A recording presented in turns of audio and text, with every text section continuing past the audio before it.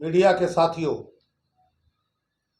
आगामी 11 अप्रैल को पटना के गांधी मैदान में बिहार बदलाव रैली जन स्वराज पार्टी के द्वारा आयोजित की गई है। उसी संदर्भ में आज हम आप लोगों को बुलाए हैं और आपके माध्यम से हम जनता तक जो है ये संदेश पहुंचाना चाहते हैं कि हमारी पार्टी के नेता और कार्यकर्ता जो गत 3 वर्षों से लगातार बिहार के बदहाली, बिहार में जो सरकार है उसके जो तंत्र है जो पूरा भ्रष्टतम हो गया है, आप तमाम लोग मुझसे बेहतर जानते हैं। और बिहार आज बदलाव के लिए छटपटा रहा है, विकल्प खोज रहा है। ऐसी परिस्थिति में लगातार हमारी पार्टी बनने से पहले से ही जन स्वराज अभियान के माध्यम से गांव-गांव तक, टोले-टोले तक, शहर के हर वार्डों में पहुंच करके इस अभियान को चलाया गया। और आपको पता है 2 अक्टूबर 2024 को हमारी पार्टी की स्थापना हुई। उसके बाद लगातार हम संघर्षों में हैं। हम जनता के सवालों को, आपको पता है हमारा उद्देश्य है, हम चाहते हैं बिहार से जो पलायन होता है उसको खत्म करने के लिए। हम चाहते हैं कि बिहार में जो शिक्षा का नाम पर एक ढोंग चल रहा है उसको खत्म करने के लिए हम विश्व स्तरीय शिक्षा को लाना चाहते हैं। हम स्वास्थ्य के क्षेत्रों में और माँ बहनों के लिए उसके जो लघु उद्योग है, कुटीर उद्योग है, उनको हम स्थापित करना चाहते हैं। इन्हीं सवालों पर, और सबसे बड़ी बात है कि जो व्यवस्था सड़ गल गया है, आज बोराई हुई सरकार है। आप जानते हैं थाना से लेकर ब्लॉक तक, प्रखंड से लेकर पटना के सचिवालय तक, कोई आम आदमी, चाहे कोई भी आदमी, कितना भी सक्षम आदमी हो, बिना भ्रष्ट तरीका को अपनाए हुए उसका काम, उसका फाइल सड़कता नहीं है। इन्हीं सवालों को जब जनता विकल्प खोज रही है तो हम और हमारे साथी, हमारे नेता, हमारे सूत्रधार, हमारे प्रणेता आदरणीय प्रशांत किशोर जी ने आह्वान किया है। और हम लोग 11 अप्रैल को आह्वान करते हैं आपके माध्यम से भी, और अपने संगठन के अंदर भी हम लगातार कार्य कर रहे हैं। जगह जगह पर छोटी बड़ी बैठकें कर रहे हैं। कुछ दिनों में आपको पता चलेगा और महसूस कीजिएगा कि हम ध्वनि विस्तारक यंत्र से भी इस बात को जनता के बीच ले जाएंगे और आह्वान करेंगे।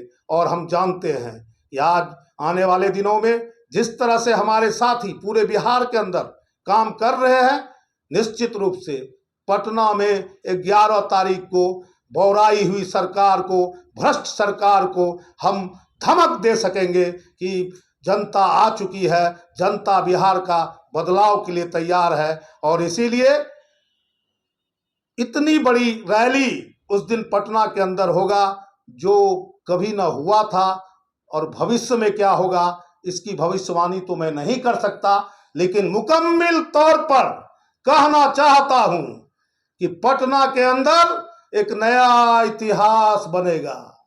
बिहार बदलाव के लिए तैयार है, क्योंकि बिहार आज छटपटा रहा है अपने रोजगार के लिए, पलायन रोकने के लिए, शिक्षा के लिए, चिकित्सा के लिए, रोजगार के लिए, खेत को समुचित विकास के लिए, किसान के लिए, खेत मजदूर के लिए, तमाम लोगों के अंदर एक तड़प है। आप जानते हैं 35 साल से और उसके पहले जो सरकार थी, 35 साल पहले बिहार की जनता में एक बदलाव किया, बहुत ही आशा और उम्मीद के साथ। 15 साल तक क्या हुआ उसके बारे में हमारे नेता बोलते हैं, निश्चित रूप से कुछ हुआ। फिर जो सिस्टम बना, उससे जो घुटन महसूस किया, उससे जो उत्पीड़न हुआ, उसको भी बदलने का काम बिहार की जनता ने किया। 10 साल तक, 7-8 साल तक व्यवस्था लगा, बिहार की जनता को लगा कि हमें मुकम्मिल स्थान मिल गया है, मुकम्मिल जगह मिल गया है। लेकिन आज हालात ये है कि बिहार के अंदर भ्रष्ट नौकरशाहों का राज चलता है। आप तो जानते हैं, चार भ्रष्ट पदाधिकारी जो रिटायर हो चुके हैं वो पूरा बिहार चला रहा है। कहने के लिए मंत्री संतरी जंत्री बहुत सारे हैं, लेकिन सच्चाई है कि भ्रष्ट नौकरशाह पूरे बिहार को चला रहा है। और इसीलिए बिहार की जनता तड़प रही है। लोग मार खा करके थाना जाते हैं, बिना पैसा दिए FIR लॉन्च नहीं होता, बिना पैसा दिए हुए इंजरी रिपोर्ट नहीं जाता, बिना पैसा दिए हुए दाखिल खारिज नहीं होता, बिना पैसा दिए हुए विद्यार्थियों का जो है निवास प्रमाण पत्र, जाति प्रमाण पत्र, आर्थिक प्रमाण पत्र कुछ भी नहीं बनता। इसलिए हम आह्वान करते हैं बिहार वासियों से, रुपौली वासियों से, पूर्णिया वासियों से, आपके माध्यम से, आइए, चलिए, पटना चलिए, गांधी मैदान चलिए, बता दें कि बिहार के हर एक टोले से आवाज आ चुका है कि बिहार बदलेगा, बदलेगा बिहार, बदलेगा बिहार। अच्छा सर, बिहार में तमाम पार्टियां हैं, कई पार्टी है। आरजेडी पे आरोप लगता है कि जंगल राज है, वो कानून व्यवस्था को सही से नहीं रख सकते हैं। भाजपा पे भी आरोप लगता है कि वो कानून व्यवस्था को सही नहीं कर पाए हैं। सरकार जो पार्टियां हैं वो दावे करती है, लेकिन आपकी पार्टी किस प्रकार से बिहार में जो है कि सुशासन की राज लाएगी, या फिर कह लें कि लोगों को, जो आम जनता को, जैसे आपने कहा कि कोर्ट में, कचहरी में, ब्लॉक में स्टूडेंट को पैसा लगता है, आपकी पार्टी के आने से किस प्रकार से लोगों को आश्वस्त करेंगे कि उनको इन तमाम चीज़ों से छुटकारा मिलेगा? धन्यवाद आपको, आपने बहुत अच्छा प्रश्न किया है। प्रश्न का उत्तर देने के पूर्व मैं तमाम मीडिया कर्मी का हार्दिक अभिनंदन करते हुए और ईद के समापन, साथ ही साथ चैत्र नवरात्रा के शुभारंभ पर सबको शुभकामना देते हुए मैं आपके प्रश्नों का उत्तर दे रहा हूं कि आपने प्रश्न पूछा कि आरजेडी को जंगल राज, भाजपा को निकम्मी सरकार, ABCD जो भी हो, हमारी सरकार कैसे इस काम को संपन्न करेगी या जनता को साधन जुटाने में सक्षम होगी। मैं इस पर बताना चाहता हूं मेरे मित्रों कि हमारी सरकार के जो सूत्रधार है प्रशांत किशोर जी ने 5 सूत्रीय नियमों को उन्होंने लागू किया है, जो बिहार में अभी ये समस्या बदहाली की स्थिति में लिए खड़ी है। यहाँ सबसे पहला समस्या क्या है? पलायनवाद।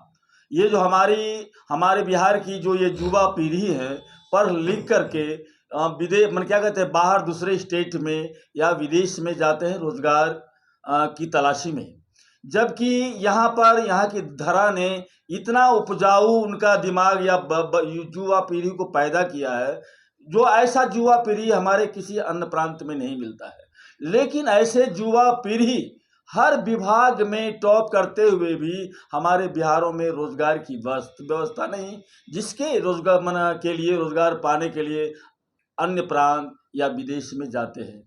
मित्रों, तो हमारे सूत्रधार ने कहा है, सर्वप्रथम मैं अपने युवा पीढ़ी के पलायनवाद को रोकूंगा। इसके लिए उन्होंने अनेक सूत्र दिया है।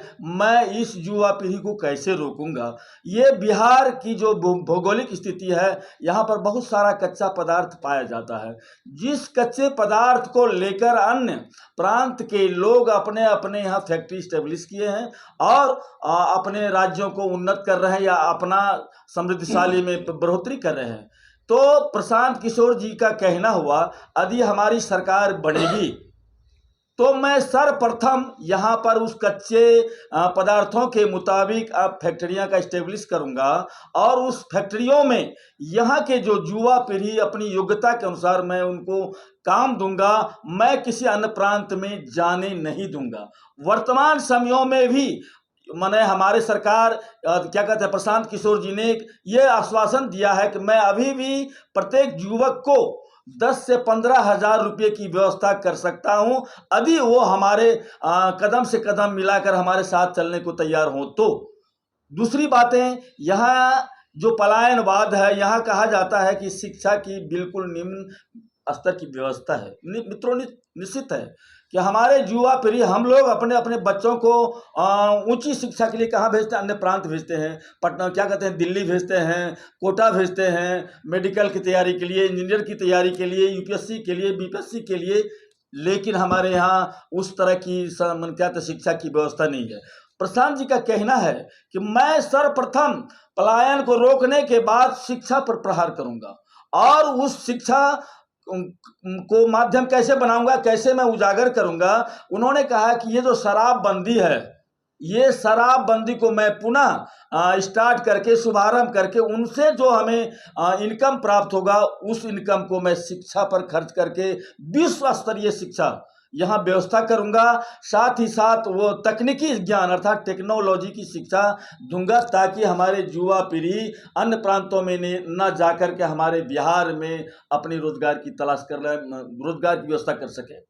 तीसरी बातें, उन्होंने किसान को भी अछूता नहीं छोड़ा। हमारा भारत कृषि प्रधान देश कहा जाता है, लेकिन हमारे किसानों को सुविधा क्या मिलती है? कुछ नहीं मिलती है। किसान तैयार करते हैं, लेकिन उसे अपने सामानों के उत्पादन करने वाले चीज़ों का मूल्य निर्धारण नहीं कर पाते हैं। ऐसी हमारे यहाँ की व्यवस्था है। जबकि बगल में पंजाब है, देखिए, हरियाणा देखिए, वहाँ किसानों में कितनी एकता है, और वो लोग क्या कहते हैं, अपने उत्पादित मूल्यों, अनाजों का मूल्य निर्धारित करने में सक्षम हो पाते हैं, जन आंदोलन के द्वारा हो या ये संगठन के द्वारा हो या जैसे भी हो। लेकिन हमारे यहाँ किसानों के लिए वैसी कोई व्यवस्था नहीं बनी है, जो अपना किसान अपने उत्पादित किए हुए अनाजों का संग्रहालय कर सके, या निर्धारित मूल्यों पर या मनचाहा मूल्यों पर वो अपने बेच सके।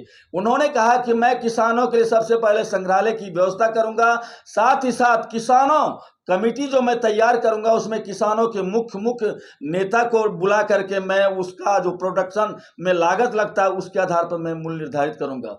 अगली बातें, उन्होंने ये 3 समस्या के साथ साथ उन्होंने क्या किया है, हमारे यहाँ जो महिलाएं हैं, महिलाओं के लिए उन्होंने उत्तम व्यवस्था किया है कि लघु उद्योग, कुटीर उद्योग की व्यवस्था। वो कैसे होगा? उन्होंने कहा कि मेरी सरकार जब बनेगी, बिल्कुल निम्न दर पर, ब्याज दर पर मैं उनको ऋण मुहैया करूंगा, और उस ऋण के द्वारा हमारी माताएं, हमारी बहनें अपने घरों में लघु उद्योग, कुटीर उद्योग का प्रशिक्षण दे करके वो क्या कर देंगे, अपने यहाँ उसकी व्यवस्था बनाएंगे, ताकि उनका इनकम बढ़ेगा और अपने घर परिवारों की व्यवस्था में लगे रहेंगे। अगला उनका जो अंतिम सूत्र है, ये समस्या है क्या, वृद्ध वयस्क माने पुरुष और क्या कहते हैं, माताओं के लिए, जो हमारे सीनियर सिटीजन में आ जाते हैं 60 वर्ष के बाद, उसके हमारे वर्तमान सरकार ने क्या व्यवस्था बनाई, 400 रुपया प्रति माह देकर उनको दिया जाता है, और कहा जाता है इसी में अपना भरण पोषण करें। मित्रों, 30 दिन का समय और 400 रुपया में कितना, बतावें, कितनी इस महंगाई की दौर में वो कैसे अपना गुजारा कर पाएंगे?